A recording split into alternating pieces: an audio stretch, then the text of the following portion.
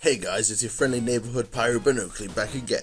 So, you know the Backburner, the first ever primary unlock available for the pyro from way back in the first pyro update in 2008?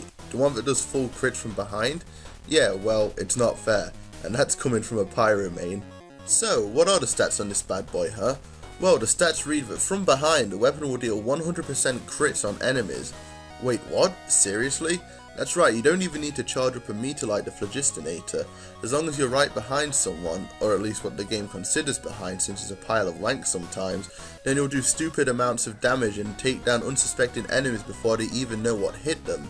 The Backburner also has the stat of gaining 20 health when extinguishing a teammate, much like all the other flamethrowers except the Phlogistinator again. I'm starting to notice a pattern. What's the downside to all of this? Well, it has plus 150% air blast cost. Oh, and no random crits. That's it. Nothing else.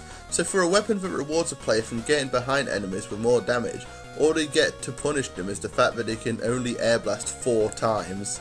Let's be honest here, whoever is using the Backburner is not using it so they can air blast. If they were, they'd be using the stock or the degreaser. And let's talk about this 100% critical damage from behind stat. Don't you think that's a little unfair? Let me explain why. The Scout has a very similar weapon called the Backscatter, which does mini crit damage when you're attacking from behind an enemy.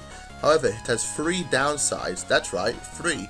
It has less shots to fire at a time with a minus 34% clip size, no random crits, which is to be expected, and finally the gun is 20% less accurate. Now to me, that seems a little too much. However, this is the sort of thing I expect from a weapon that has the crit ability. The Scout is a very flimsy class, and to get behind someone is very difficult to do. The Backscatter is a great weapon for sneaky scouts to use, as it rewards them with more damage at the expense of them being less accurate and a smaller amount of shots to be able to hit the enemies with. Now that's a great reward for scouts who are able to do that, and lets them damage more less aware enemies with mini crits.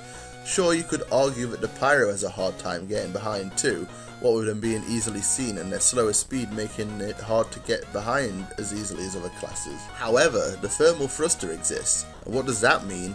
Well, it means you can just fly over people and basically instantly kill them with a Backburner. Yep, the Thermal Thruster has only just made it easier for flanking pyros, meaning those who have no clue about a flying pyromaniac flying over their head have no chance of countering it. And if they do look up, unlike a lot of players, then the Thruster allows for an easy escape due to its 2 uses.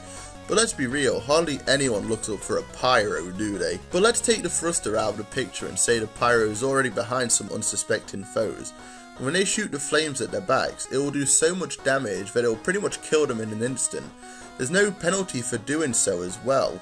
The Backscatter has some downsides to make the upside of mini crits seem fair, but the Backburner just lets the pyro mow down enemies with no reason to worry, or for something to make it seem fair that it gains full crits. Not mini crits, full. So, what would make it seem fair?